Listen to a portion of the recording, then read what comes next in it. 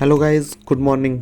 ये मेरा आज पहला ब्लॉग है और मैं जा रहा हूँ उत्तराखंड के पूर्णागिरि मंदिर में, जो एक शक्तिपीठ है। मैं सबसे पहले अपना बैग पैक करता हूँ और देखता हूँ कि मेरी माताजी आज किचन में क्या बना रही है मेरे रास्ते के लिए।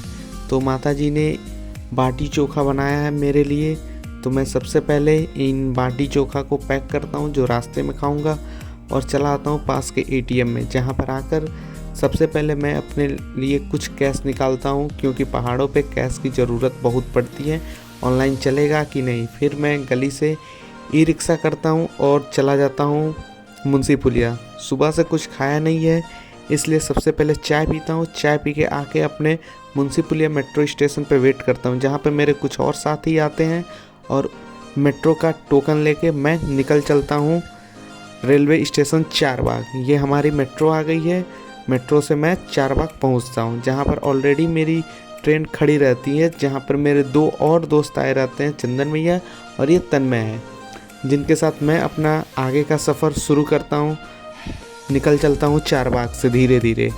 रास्ते में भूख लगती है तो हम लोग अपना टिफ़िन ओपन करते हैं, जिसमें तन्मय मैक्रोनी लाया रहता है और हम लोग टिफ़िन खाते हुए आगे का सफ़र तय करते हैं।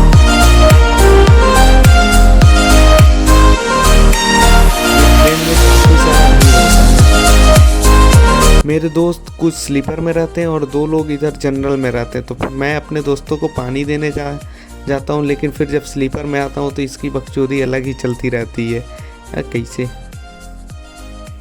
हम लोग पहुँचते हैं सबसे पहले पीलीभीत। पीलीभीत काफ़ी फेमस है जंगल के लिए, और यहाँ का तो जनरल का माहौल इतना गंदा हो जाता है। पीलीभीत पहुँचते पहुँचते हमें लगा पीलीभीत के बाद से ट्रेन खाली होगी, लेकिन काफ़ी भीड़ हो जाती है। हमें पीलीभीत के बाद से जब टनकपुर में एंट्री लेते हैं तो पहाड़ दिखते और हम लोग काफ़ी एक्साइटेड हो जाते हैं। फाइनली हम लोग टनकपुर पहुंच गए हैं और यहाँ से पहाड़ जो दिख रहे हैं, अंदर से इतना एक्साइटमेंट होता है कि पैदल चलने के लिए हम लोग तैयार हो जाते हैं। यहाँ से सबसे पहले थोड़े देर रेलवे स्टेशन से पैदल जाते हैं, फिर एक गाड़ी करते हैं जीप, जो कि हमें मेन पहाड़ के पास ले जाएगी, यहाँ से 4 किलोमीटर दूर।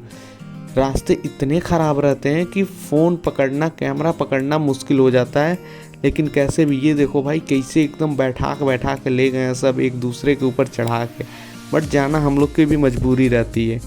फाइनली यहाँ पर जीप वाले ने छोड़ दिया है और फिर यहाँ से हम लोग 15-16 किलोमीटर पैदल रास्ता तय करेंगे। रास्ते में भंडारा मिलता है, भंडारा खाने जाते हैं, बट खाने का मन नहीं होता है। फिर हम लोग अपनी इन वादियों का सफ़र शुरू करते हैं। 15 किलोमीटर की जो भी चढ़ाई रहती है उसको पैदल ही चल देते हैं। रास्ते में ऊपर एक शॉर्टकट मिलता है, शॉर्टकट सीधा पड़ जाता है, जिससे हम लोग को काफ़ी प्रॉब्लम होती है चढ़ने में, बट फिर भी चढ़ते हैं। चढ़ते चढ़ते रास्ते में थकान हो जाती है, फिर बैठते हैं, थोड़ा पानी पीते हैं, फिर निकलते हैं चढ़ाई के लिए। लेकिन इन छपरियों का क्या कहना है, जहाँ मिलेंगे वहाँ अपनी कलाकारी ज़रूर दिखाएंगे। उसके बाद से हम लोग यहाँ से चलते चलते चलते बीच में नदी मिलती है, जो ये नेपाल से नदी आ रही है डायरेक्ट। फिर हम लोग अपना रास्ता फिर से सफ़र शुरू करते हैं, थोड़ा सा रेस्ट करके।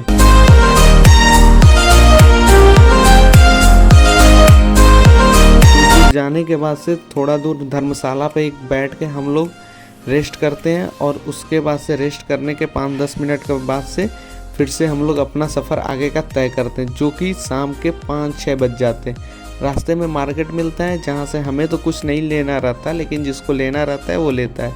फिर हम लोग एक धर्मशाला लेते हैं, जहाँ पे जाकर लेटते हैं, बैठते हैं, थोड़ा सा सोते हैं। उसके बाद से सोने के बाद से रेस्ट कर लेते हैं।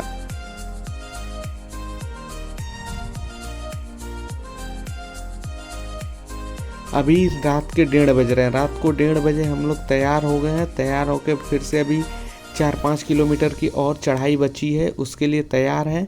सबसे पहले लेते हैं प्रसाद। प्रसाद लेने के बाद से हम लोग अपना आगे का 4 किलोमीटर की ऊपर की चढ़ाई शुरू करते हैं। धीरे धीरे एक दूसरे की मदद करते हुए आराम करते करते 4 किलोमीटर की चढ़ाई करते। इतनी दूरी तय किया है हम लोगों ने पहाड़ों पे अभी तक।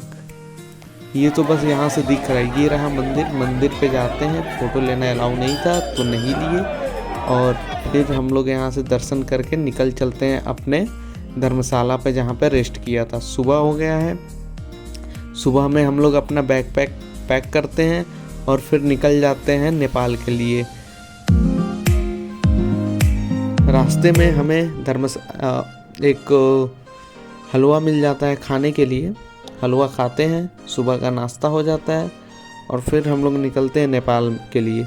रास्ते में हमें भैरव बाबा की मंदिर मिलती है जहाँ पर सब कोई जाके दर्शन करता है। भैरव बाबा के दर्शन करने के बाद से हम लोग जाते हैं, एक बस करते हैं, बस में 9-10 लोग आराम से बैठते हैं, अपनी जितनी भी टीम थी बैठती है, और ये बस ले जाके हमें छोड़ता है नेपाल बॉर्डर पे। वहाँ से हम लोग ई रिक्शा करते हैं जो हमें नेपाल के एकदम पास ले जाके छोड़ेगी, और यहाँ पर फाइनली हम लोग नेपाल पहुँचने वाले हैं बॉर्डर पे। ये वही नदी है जहाँ से लोग कहते हैं कि नेपाल का पानी छोड़ा गया तो बाढ़ आती है।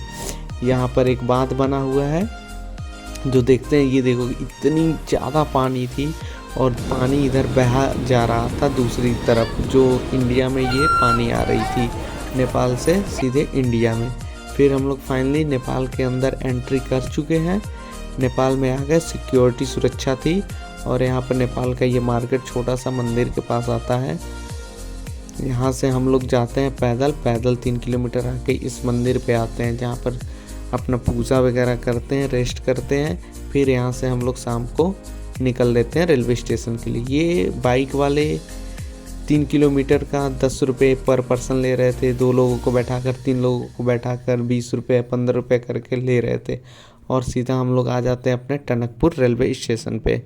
सुबह में हम लोग यहाँ से, मेरी ट्रेन तो आ गई थी लेकिन 2-3 घंटा भी जाने में टाइम था, तो सुबह जाके हम लोग चाय पीते हैं, और ठंडी इतनी लग रही थी कि आग की ज़रूरत पड़ गई हम लोगों को। बट सुबह चाय पिया, और लेडीज़ का क्या ही कहना, बिना सेल्फी का कहाँ मानेंगी ये। फिर हम लोग धीरे धीरे टनकपुर से निकल के अपने चारबाग लखनऊ पहुँच जाते हैं। तब तक के लिए मिलते हैं बाद में, बाय। लाइक सब्सक्राइब करना ना भूलें।